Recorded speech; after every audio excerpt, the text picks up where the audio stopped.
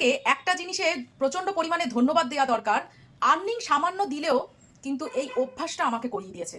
আগে সত্যি এত কিছু সাজিয়ে আমি কোনোদিন খেতে বসিনি। ছেলেকে বা বরকে খাইয়েছি সাজিয়ে গুছিয়ে, কিন্তু নিজে পাতে ওই নিয়ে নিয়ে খেয়েছি। কিন্তু আজ মেটার দৌলতে আজকে আমি ভিডিও করবার জন্য জাস্ট সাজিয়ে গুছিয়ে তারপরে খাচ্ছি। থ্যাঙ্কস মেটা। আজকে যেহেতু সোমবার, তাই জন্য আমার নিরামিষ। আর নিরামিষের দিনে আমি করেছি আজকে আম ডাল, এঁচড় করেছি, সেটাও নিরামিষ। আর আম ডাল থাকলে যতই ভাজাভুজি দাও আর যাই করো, আমার একটু পাতে আলু সেদ্ধ দরকার। সেটা পেঁয়াজ তো মাখানো যাবে না, তাই জন্য শুধু শুকনো লঙ্কা দিয়ে লাল লাল করে মেখেছি। দেখো, ও এখনই লোভ লাগছে। আর করেছি আলু ভাজা, এই গোল গোল করে কাটা, পটল ভাজা, আর সঙ্গে পাঁপড় ভাজা। চলো আজকে যা যা করেছি মোটামুটি একটু করে দেখাই। কোনো রেসিপি দেখানোর কিছু নেই, জাস্ট একটু রান্নাটা করেছি সেটাই তোমাদের সঙ্গে শেয়ার করব। চলো আমার রান্নাঘরে। আজকে ইচ্ছা আছে একটু আম ডাল করার, তাই জন্য মুসুর ডাল আর আম সুন্দর করে ধুয়ে এবার সিদ্ধ করে নেবো। এমনি সময় মুসুর ডাল বাটি করে সেদ্ধ করলেও আজকাল গ্যাসের যা ক্রাইসিস, এখন আমি প্রেশার কুকারেই ডাল সিদ্ধ করি। ডাল আর আম প্রেশার কুকারে বসিয়ে দিয়েছি। আর একটা টেকনিক ব্যবহার করব, দেখি সেটা কাজে লাগে কিনা। অনেক সময় দেখবে ডাল প্রেশার কুকারে সেদ্ধ করতে দিলে না, ঢাকনার ওপরটাই উঠে আসে। শুনেছি নাকি এইরকম একটা খালি বাটি যদি প্রেশার কুকারে ডাল সিদ্ধর সময় বসিয়ে দেওয়া হয়, তাহলে আর ওই ডালের ফেনাগুলো ওপরে উঠে আসে না। দেখি টেকনিকটা কাজে লাগে কিনা আজকে। যদি কাজে লাগে অবশ্যই তোমাদেরকে বলবো। দেখো, একটুও কিন্তু ডাল ওপরের দিকে ওঠেনি। বাটিটা বসিয়ে সত্যি টেকনিকটা ঠিক। একটা নতুন টিপস দিলাম, নিজেও শিখলাম, তোমাদেরও দিলাম। একটু ওপরের দিকে ডাল ওঠেনি, অথচ ডাল সিদ্ধ হয়ে গেছে আমার। কত সুন্দর না টেকনিকটা! কিছু কিছু জিনিস না এই সোশ্যাল মিডিয়া থেকে ভালোই শেখা যায়, তাই না?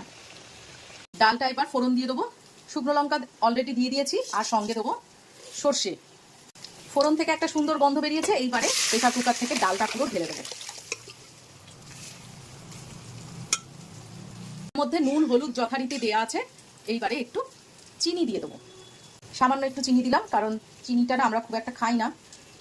আর একটু টকের ডাল বলে ওই জন্য একটু ব্যালেন্সের জন্য চিনিটা দিতেই হয়, তাই জন্য দিলাম। এবার ডালটা ফুটে উঠুক। এই পাশে ডাল হচ্ছে, আর এই পাশে আমার এঁচড় আর আলু খুব সুন্দর করে ভাজা হয়ে গেছে। এবার এটা তুলে রাখবো। এইবারে কড়াইতে তেল দিয়ে শুকনো লঙ্কা আর জিরে ফোড়ন দিলাম। যেহেতু নিরামিষ, কোনো পেঁয়াজ কিছু দেবো না, তাই জন্য একেবারে একটা পেস্ট তৈরি করে নিয়েছি। আদা আর শুকনো লঙ্কা, টমেটো, আর আমি যেহেতু গুঁড়ো গরম মশলা দিই না, তাই জন্য গোটা গরম মশলা এর সঙ্গে একেবারে পেস্ট করে নিয়েছি। যখন মানুষের তাড়া থাকে না, তখন হচ্ছে এই ফোড়ন বলো, এইসব ছোটোখাটো কাজগুলো হতে চায় না, যেন যখন মনে হয় যেন গ্যাসটা আরেকটু বাড়ানো হলে খুব ভালো হতো। ফোড়ন থেকে একটা সুন্দর গন্ধ বেরিয়ে গেছে। এইবারে এই পেস্টটা দিয়ে দেবো। আদা ফোড়ন না, নিরামিষ এঁচড়ও কিন্তু মাঝে মাঝে বেশ ভালো লাগে খেতে। হলুদ দিয়ে দিলাম। মশলা থেকে তেল ছেড়ে দিয়েছে। এইবারে আমি এঁচড় আর আলুটা দিয়ে দিলাম। এবার এঁচড় আর আলু সমেত মশলাটা ভালো করে আরেকটু কষিয়ে নেবো। এইবারে জল ঢেলে দিলাম আর ঢাকা দিয়ে দেবো লো ফ্লেম করে। রান্নাটা একদম শেষ পর্যায়ে। এইবারে যেহেতু নিরামিষ তরকারি, একটু ঘি দিয়ে দিলাম বেশি করে। ঘিটা একটু বেশি করে দেবো, না হলে না কিরম একটা লাগে। কিন্তু এই ঘি গরম মশলা ভালো মতো দিলে খারাপ লাগে না, কিন্তু ভালোই লাগে। ব্যাস, এইবারে স্ট্যান্ডিং টাইম 10 মিনিট রেখে দেবো। গ্যাস অফ করে দিলাম, ঢাকা দিয়ে দিলাম। এইবারে একটু পটল ভেজে নিলাম, বেশি নয়, সবাই খায় না পটল ভাজা, ওই জন্য আমার আর আমার বরের জন্য শুধু পটলটা ভাজলাম। ভাজা হয়ে গেছে, এবার পটলটা তুলে নেবো। এবারে একটু আলু ভেজে নেবো। একদম গোল গোল করে কেটেছি আলু। এই আলু ভাজাটা খেতে আমার ছেলে খুব ভালোবাসে, ওই জন্য আজকে এইরকমভাবেই কাটলাম।